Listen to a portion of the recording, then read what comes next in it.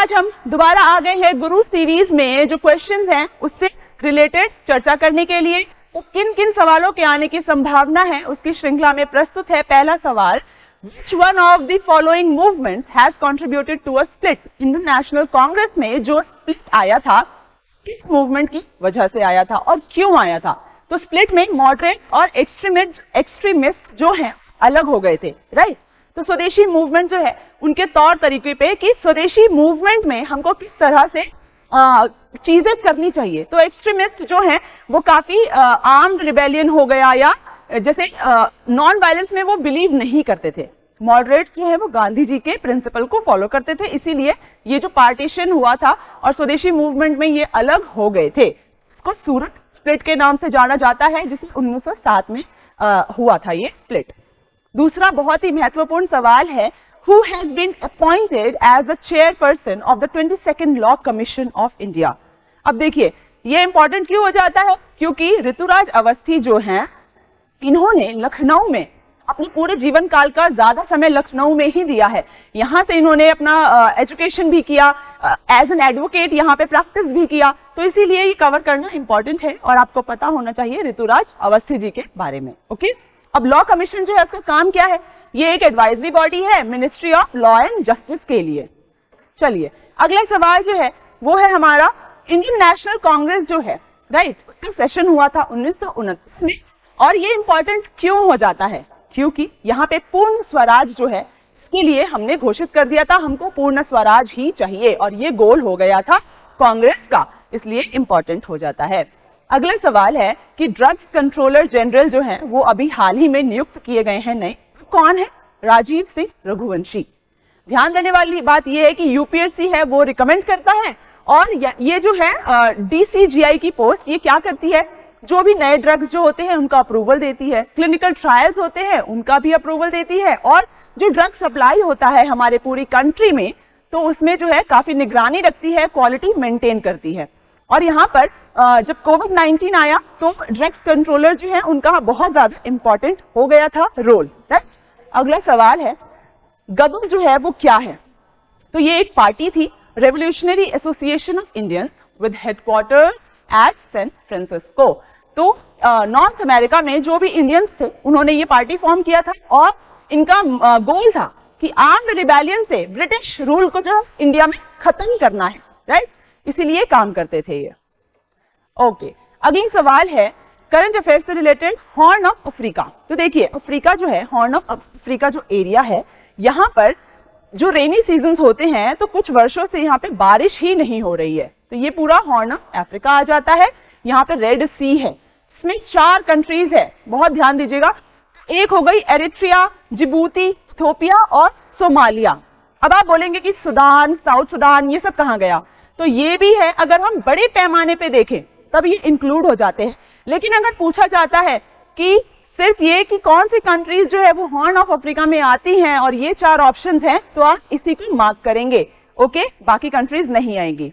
चलिए अगला सवाल है हमारा, रेड की कमिटी जो है उसको अपॉइंट किया गया था किस लिए?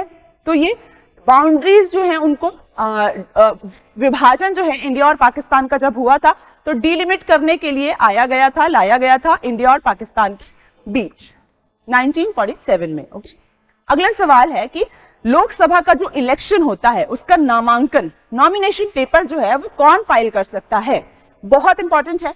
एनीवन रिजाइडिंग इन इंडिया, क्या वो रेजिडेंट होने चाहिए? नहीं, सिर्फ सिटीजन जो है वो फाइल कर सकते हैं। दूसरी कंडीशन क्या है कि उनको इलेक्टोरल रोल जो होता है कॉन्स्टिट्यूएंसी में उनका नाम आना चाहिए, मतलब वो भी वोट देने वाले कैटेगरी में आने चाहिए तभी वो फाइल कर सकते हैं, ऐसे ही कोई नहीं कर सकता।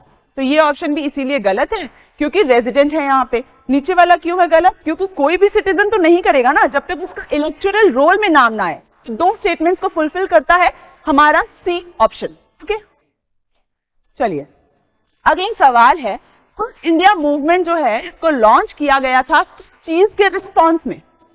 जब कोई एक्शन होता है तो उसका रिएक्शन होता है, इसीलिए जब यहाँ पे क्रिप्स प्रपोजल आया था जिसमें डोमिनियन स्टेटस की बात की गई थी तो ये 1942 की बात हो रही है जब क्विट इंडिया मूवमेंट आया था। तो बहुत लेट हो चुका था, भारत को आजादी चाहिए थी किसी भी तरीके से। पूर्ण स्वराज 1929 में घोषित कर दिया था, 1942 में ये डोमिनियन स्टेटस की बात कर रहे हैं, तो इसीलिए पोस्ट डेटेड चेक जो है बोल दिया था गांधी जी ने क्रिप्स प्रपोजल को, और क्विट इंडिया मूवमेंट लॉन्च हुआ। डू और डाई जो है स्लोगन इसी से रिलेटेड है। अब हम सुपरनोवा के बारे में जानते हैं, तो साइंटिफिक टर्म्स जो हैं वो भी इंपॉर्टेंट हैं। सुपरनोवा क्या है? Explosion of star. और क्या ये लार्ज एक्सप्लोजन है जो स्पेस में होता है? तो ये दोनों स्टेटमेंट करेक्ट है। तो सिंपल भी है, अगर आपको पता ना हो तो डिफिकल्ट भी हो जाता है। अब देखिए सुपरनोवा के कॉजेस क्या क्या होते हैं। तो एक तो टाइप होता है जब सुपरनोवा बाइनरी सिस्टम में होता है। बाइनरी सिस्टम मतलब दो स्टार सेम ऑर्बिट में रिवॉल्व कर रहे हैं। दूसरा टाइप होता है जब ये एक सिंगल स्टार होता है, उसका एंड ऑफ लाइफ होता है, तब ये होता है। तो दो तरीकों से होता है और supernova end of life term को ही दर्शाता है। ओके, अगला सवाल है इल्बर्ट बिल कंट्रोवर्सी से रिलेटेड है। तो यहां पर डिस्क्वालीफाई करना, जो भी डिस्क्वालिफिकेशन है, जैसे इंडियन जजेस थे वो ब्रिटिश जो प्रिजनर्स थे या फिर यूरोपियन जो प्रिजनर्स थे उनका ट्रायल नहीं कर सकते थे, तो इस वजह से इसको लाया गया था इल्बर्ट बिल को। और यहां पर ये इम्पोज किया गया था कि इंडियंस जो हैं वो यूरोपियंस को ट्रायल नहीं कर सकते, उसको हटाने के लिए लाया गया था। ओके, अगला सवाल है, देखिए यहां पर गवर्नर के लिए कुछ स्टेटमेंट्स दी गई हैं।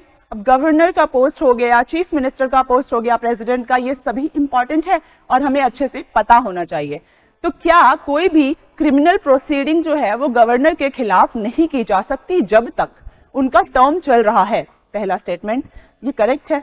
अब देखिए इमोल्यूमेंट एंड अलाउंसेस, जो भी सैलरी होती है, जो भी उनको प्रिविलेजेस मिलते हैं, तो क्या उनको डिमिनिश किया जा सकता है जब तक वो कार्यरत है?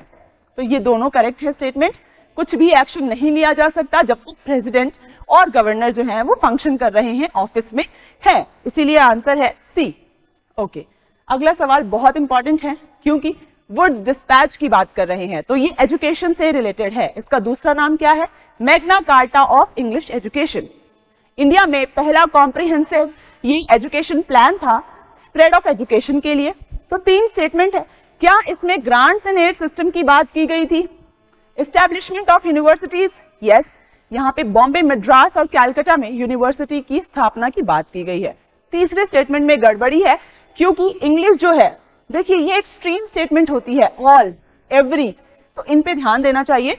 तो English as a medium of instruction at all levels, no, यहां पर सिर्फ हायर स्टडीज के लिए English as a medium of education को इंट्रोड्यूस कराया गया था और स्कूल लेवल पे वर्नाकुलर लैंग्वेज जो है उसका यूज कर सकते थे।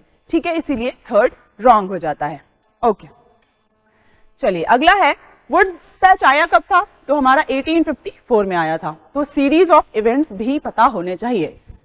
तो गवर्नमेंट ई मार्केट प्लेस, तो सरकार की मार्केट प्लेस है, तो इससे रिलेटेड है कि क्या ये सेक्शन 8 कंपनी के अंडर सेटअप है और एडमिनिस्ट्रेशन कौन करता है? Department of commerce, ministry of commerce and industry, right.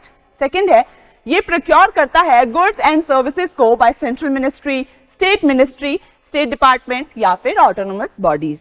दोनों स्टेटमेंट करेक्ट है और हमारा आंसर है सी। चलिए अगला सवाल है कि स्वराज्य सभा जो है वो पहले किस नाम से जानी जाती थी? तो 1920 में इसका नाम बदल दिया गया था और स्वराज्य सभा रख दिया गया था all India home rule league का। और इसके फाउंडर कौन थे? एनी बेसेंट एंड बाल गंगाधर तिलक। चलिए, तो ये थे हमारे कुछ क्वेश्चंस और अब आपसे मिलते हैं अगले वीडियो में।